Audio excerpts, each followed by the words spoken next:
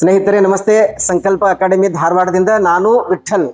ಭಾರತದ ಸಂವಿಧಾನದಲ್ಲಿ ಬರತಕ್ಕಂತ ಮತ್ತೊಂದು ಪ್ರಮುಖ ಅಧ್ಯಾಯ ಮೂಲಭೂತ ಕರ್ತವ್ಯಗಳು. ಭಾರತದ ಸಂವಿಧಾನ ಜನವರಿ 26, 1950 ಜಾರಿಗೆ ಬಂದಾಗ ಮೂಲ ಸಂವಿಧಾನದಲ್ಲಿ ಮೂಲಭೂತ ಕರ್ತವ್ಯಗಳು ಇರಲಿಲ್ಲ.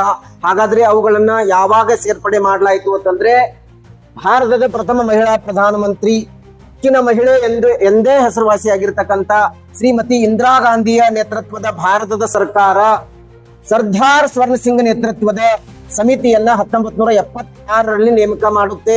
ಆ ಸಮಿತಿ 1976ರಲ್ಲಿಯೇ ಭಾರತದ ಸರ್ಕಾರಕ್ಕೆ ಶಿಫಾರಸನ್ನು ಸಲ್ಲಿಸುತ್ತೆ.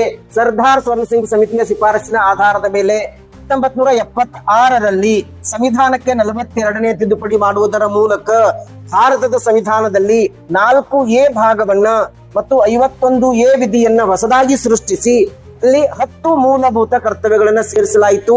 ಹಾಗಾದ್ರೆ ಪ್ರಸ್ತುತ ಭಾರತ ಸಂವಿಧಾನದಲ್ಲಿ ಎಷ್ಟು ಮೂಲಭೂತ ಕರ್ತವ್ಯಗಳಿದಾವ? 11. ಹಾಗಾದ್ರೆ 11ನೇ ಮೂಲಭೂತ ಕರ್ತವ್ಯವನ್ನ ಯಾವ ಪ್ರಧಾನಮಂತ್ರಿಯ ಕಾಲಾವಧಿಯಲ್ಲಿ ಸೇರಿಸಲಾಯಿತು ಅಂತಂದ್ರೆ ಭಾರತದ ರಾಜಕೀಯ ವ್ಯವಸ್ಥೆಯಲ್ಲಿ ಅಜಾತ ಶತ್ರು ಎಂದೇ ಹೆಸರುವಾಸಿಯಾಗಿರ್ತಕ್ಕಂಥ ಶ್ರೀಮಾನ್ ಅಟಲ್ ಬಿಹಾರಿ ವಾಜಪೇಯಿ ನೇತೃತ್ವದ ಭಾರತ ಸರ್ಕಾರ 2002ರಲ್ಲಿ 86ನೇ ತಿದ್ದುಪಡಿ ಮಾಡುವುದರ ಮೂಲಕ 11ನೇ ಮೂಲಭೂತ ಕರ್ತವ್ಯವನ್ನ ಭಾರತ ಸಂವಿಧಾನಕ್ಕೆ ಸೇರಿಸಲಾಯಿತು. ಹಾಗಾದ್ರೆ ಭಾರತ ಸಂವಿಧಾನದಲ್ಲಿ ಮೂಲಭೂತ ಕರ್ತವ್ಯಗಳು ನಾನ್ ಜಸ್ಟಿಸೇಬಲ್ ಆಗಿರ್ತವ ಅಥವಾ ಅವು ನ್ಯಾಯ ರಕ್ಷಿತವಾಗಿರುವುದಿಲ್ಲ. ಏಕೆಂದ್ರೆ ಯಾವುದೇ ಒಬ್ಬ ವ್ಯಕ್ತಿ ಮೂಲಭೂತ ಕರ್ತವ್ಯವನ್ನ ನಿರ್ವಹಿಸದೇ ಇದ್ದಾಗ ಅವುಗಳನ್ನ ನ್ಯಾಯಾಲಯದ ಮೂಲಕ ಅನುಷ್ಠಾನಕ್ಕೆ ತರೋದಕ್ಕೆ ಸಾಧ್ಯ ಇಲ್ಲ.